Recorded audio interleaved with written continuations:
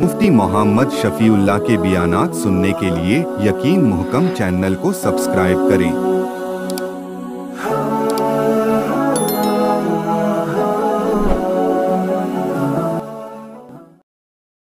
नहमदुहु व नुसल्ली अला रसूलिहिल करीम। अम्मा बाद फ़अऊज़ु बिल्लाहि मिनश शैतानिर रजीम।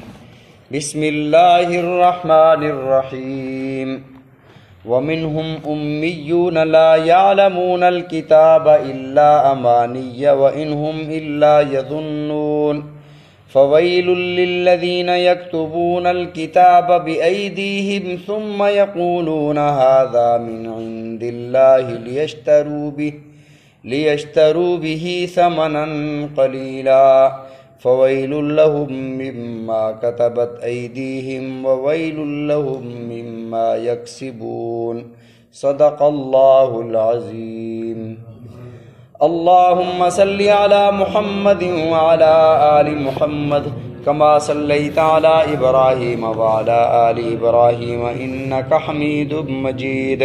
अल्लाहुम्मा बारिक अला मुहम्मदिन व अला आलि मुहम्मद कमा बारकता अला इब्राहीम व अला आलि इब्राहीम इन्नका हमीदुम मजीद। अल्लाह रब्बुल इज़्ज़त ने यहूदियों की दूसरी किस्म जो कुरान और सुन्नत को नहीं जानते थे, फरमाया बाज़ उनमें से अनपढ़ हैं, ला यालमूनल किताब, वो किताब को भी नहीं जानते, इल्ला अमानिया, उनके पास झूठी उम्मीदें, व इनहुम इल्ला यज़ुन्नून, और अपने मन घड़त ख्यालात के सिवा कुछ नहीं है। फ़वैलुल लिल्लज़ीन यक्तुबूनल किताब बिअयदीहिम, हलाकत और तबाही और बर्बादी है उन लोगों के लिए, यक्तुबूनल किताबा, जो लिखते हैं किताब को, बिअयदीहिम, अपने हाथों से, सुम्मा यक़ूलूना, फिर वो कहते हैं, हाज़ा मिन इंदिल्लाह, ये अल्लाह की तरफ से है, लियश्तरू बिही समनन क़लीला, ताकि बेचें वो इसको थोड़ी कीमत के बदले में। फ़वैलुल लहुम मिम्मा कतबत अयदीहिम, हलाकत है उनके लिए, मिम्मा कतबत अयदीहिम, जो उनके हाथों ने लिखा, ववैलुल लहुम मिम्मा यक्सिबून, और हलाकत है उनके लिए मिम्मा यक्सिबून, जो उन्होंने किया, यानी अल्लाह के अहकामात तो नहीं थे, अपनी तरफ से उन्होंने अल्लाह के अहकामात बना दिए कि अल्लाह के हुक्म हैं। कल हम अर्ज कर रहे थे कि लफ्ज़ वही है उम्मी, उम्मीयून, अनपढ़। वही लफ्ज़ अगर यहूद के लिए अल्लाह रब्बुल इज़्ज़त ने इरशाद फरमाया तो बासे तनकीस बना, और मेरे आका अलैहिस्सलातु वस्सलाम के लिए अल्लाह रब्बुल इज़्ज़त ने वही लफ्ज़ इरशाद फरमाया, अल्लज़ीना यत्तबिऊनर रसूलन नबिय्यल उम्मिय्यल्लज़ी यजिदूनहु मक्तूबन इंदहु फित तौराति वल इंजील। फरमाया वो रसूल, वो नबी उम्मी का मतलब जिसका दुनिया में कोई उस्ताद नहीं। तो यहूदियों के बारे में जब हम पढ़ेंगे उम्मीयीन, अनपढ़ ही तर्जमा करेंगे, और नबी सल्लल्लाहु अलैहि वसल्लम की जो सिफत है उम्मी, अल्लाहुम्मा सल्ली अला सय्यदना मुहम्मदिन नबिय्यिल उम्मी, ये आपकी शान बन गई। क्यों? जब वही नाजिल होती, रसूलुल्लाह सल्लल्लाहु अलैहि वसल्लम उसे जल्दी जल्दी पढ़ना शुरू फरमा देते ताकि मुझे याद हो जाए। अल्लाह ने फरमाया ला तुहर्रिक बिही लिसानका, ऐ मेरे महबूब जल्दबाजी ना करें, आप अपनी ज़बान को भी ना हिलाएं। इन्ना अलैना जमअहु व कुराना, कुरान को आपके सीने में रखना हमारा काम है। जिस तरह हाफिज कुरान मजीद याद करते हैं, आप मेहनत ना करें, कुरान मजीद आपके दिल में, आपके क़ल्ब अतहर में हम रख देंगे, और हम आपको ऐसा पढ़ाएंगे, सनुक़रिउका, हम आपको ऐसा पढ़ाएंगे। ये अल्लाह ने क्यों पढ़ाया? दुनिया में आपका कोई उस्ताद क्यों ना बनाया? भाई कभी कभार शागिर्द भी उस्ताद से आगे बढ़ जाता है, लेकिन जितना भी बढ़ जाए तो उस्ताद का मकाम ज़्यादा होता है, शागिर्द का मकाम कम होता है। हम कहते हैं जी बुखारी शरीफ है, बुखारी शरीफ इमाम बुखारी रहमतुल्लाह अलैह, मोहम्मद बिन इस्माइल अल बुखारी, उन्होंने ये किताब लिखी। ये शागिर्द हैं हज़रत अब्दुल्ला बिन मुबारक रहमहुल्लाह के। हज़रत अब्दुल्ला बिन मुबारक शागिर्द हैं इमाम अबू हनीफा रहमतुल्लाह अलैह के। अब हम कहते हैं कि इमाम बुखारी रहमतुल्लाह अलैह امام ابو حنیفہ کے شاگردوں کے بھی شاگرد ہیں، اور امام بخاری کے اس کتاب میں 22 حدیث ایسی ہیں جو ثلاثیات ہیں۔ ثلاثیات کا مطلب حدیث بہت بڑا مقام اور مرتبہ تب حاصل کر لیتی ہے روایت کے اعتبار سے جب اس کے راوی بہت تھوڑے ہوں۔ مثلا انہوں نے اپنے استاد سے سنا، انہوں نے اپنے استاد سے سنا، انہوں نے صحابی سے سنا، اور صحابی نے رسول اللہ صلی اللہ علیہ وسلم سنا۔ کبھی کبھار یہ سند جو ہے وہ 16 واسطوں سے بھی لمبی ہو جاتی ہے۔ جتنی سند لمبی ہوتی جائے گی وہ حدیث دوسری کے اعتبار سے جس کی سند تھوڑی ہے وہ زیادہ مضبوط ہوتی جائے گی جس کی سند چھوٹی ہوگی۔ تو بخاری شریف میں 22 ثلاثیات ہیں، یعنی انہوں نے اپنے استاد سے سنا، انہوں نے اپنے استاد سے، انہوں نے صحابی سے، اور صحابی نے رسول اللہ صلی اللہ علیہ وسلم سے۔ 22 احادیث صرف ایسی ہیں، اور وہ 22 کی 22 روایات کرنے والے سارے کے سارے امام ابو حنیفہ رحمۃ اللہ علیہ کے مقلد ہیں۔ امام ابو حنیفہ کے ماننے والے وہ حنفی ہیں۔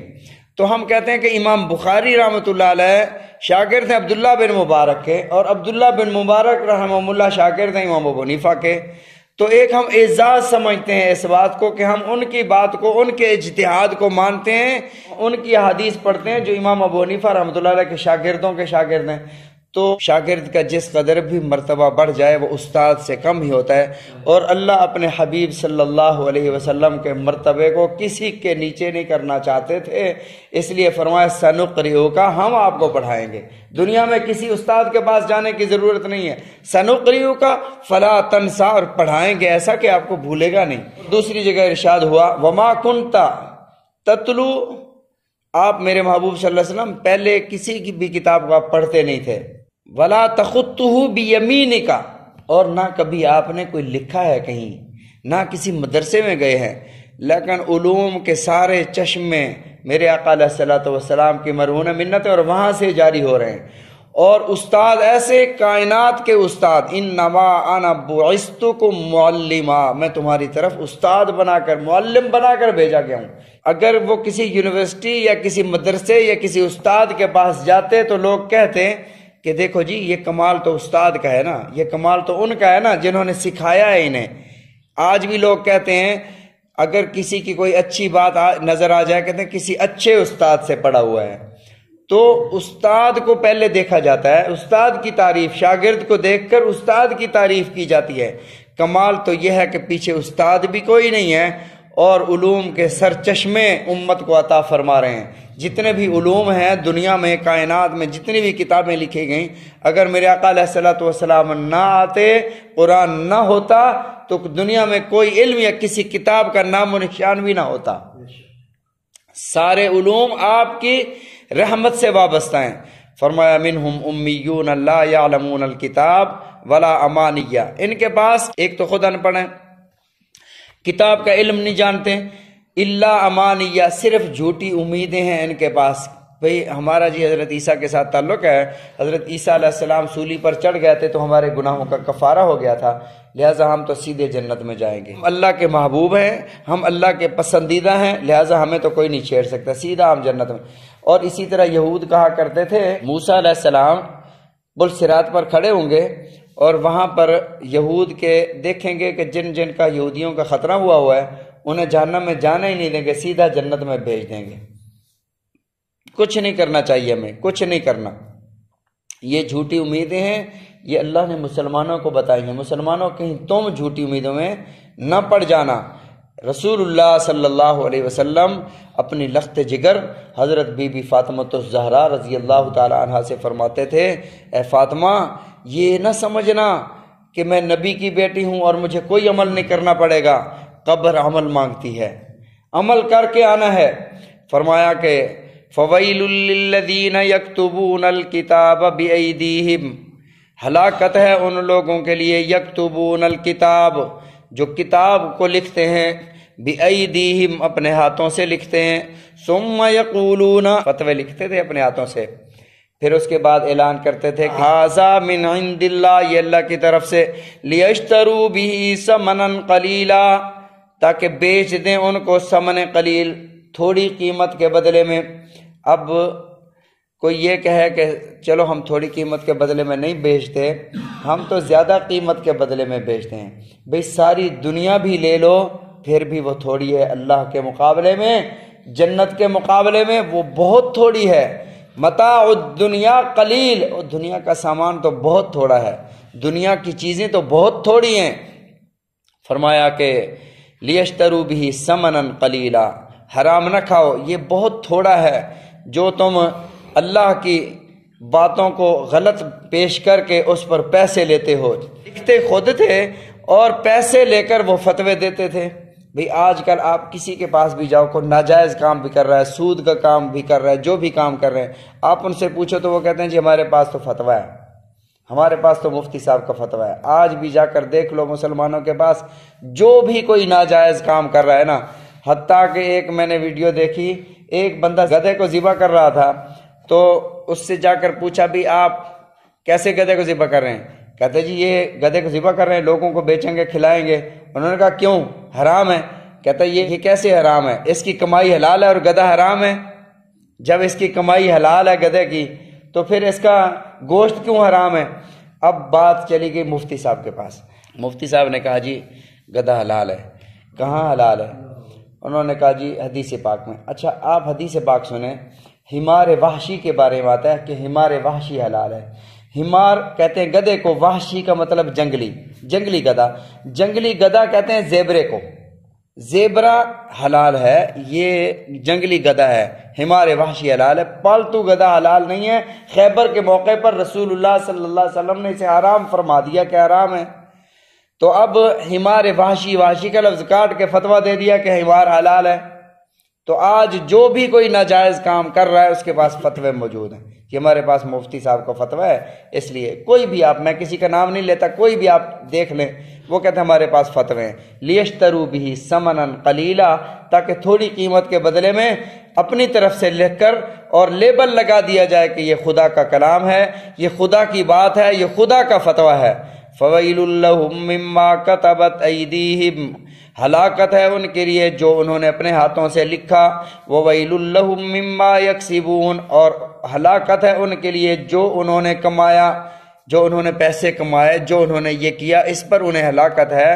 حضرت مجاہد رحمۃ اللہ علیہ مفسر قرآن ہیں، وہ فرماتے ہیں کہ جہنم ایک وادی ہے، اس کا نام ہے ویل، فویل لہم، وہ ویل ہے ان کے لیے۔ وہ وادی ہے کہ جب اوپر سے اس بندے کو پھینکا جائے گا، ایسے بندے کو جو بات اپنی کرتا ہے، لیبل جو ہے وہ خدا کا یا رسول کا لگاتا ہے۔ اس لیے میں کہتا ہوں کہ جس بندے کو علم نہ ہو نا، وہ دین میں بحث نہ کرے۔ اب جس طرح پہاڑ سے پتھر لڑکاتے ہیں اور وہ لڑکتا لڑکتا گرتا گرتا وہ طے میں نیچے جا کے گرتا ہے، اسی طرح اوپر سے جہنم کے اندر اس شخص کو لڑکایا جائے گا، اور یہ گرتا گرتا گرتا یہ تقریباً 70 سال تک یہ گرتا جائے گا اور جہنم کی اس وادی میں جا پڑے گا، اس کا نام ویل ہے۔ تو اللہ نے یہ سزا ارشاد فرمائی کہ ان کے لیے یہ ہلاکت ہے کہ ویل کی وادی ویل میں اللہ رب العزت اس بندے کو ڈال دیں گے۔